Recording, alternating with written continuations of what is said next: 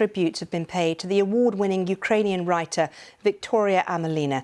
She's died from injuries caused by that missile strike from Russia on a pizza restaurant in the city of Kramatorsk on Tuesday.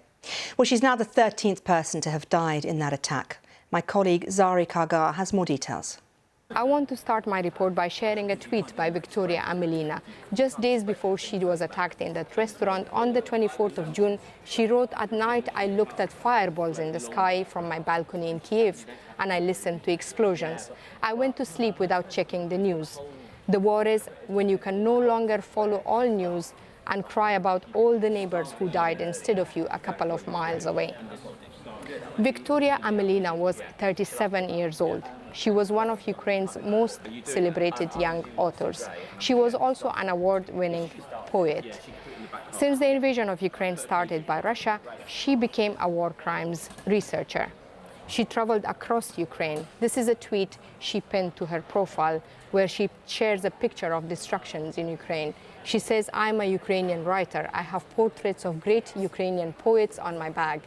I look like I should be taking pictures of books, art, and my little son. Instead," she says, "I'm documenting war crimes."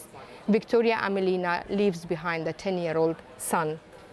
She went to Kherson and then shared this picture of flowers from there and compared the resilience of these flowers to the resilience of people of Kherson. Since her death was announced on Friday, people from across Ukraine have been tweeting about her.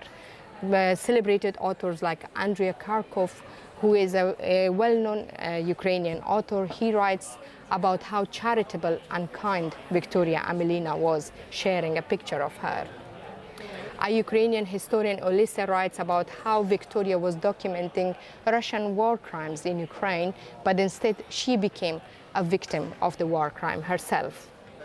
Ukrainian officials have also been sharing her picture, the news about her death, and also tweeting tributes to her.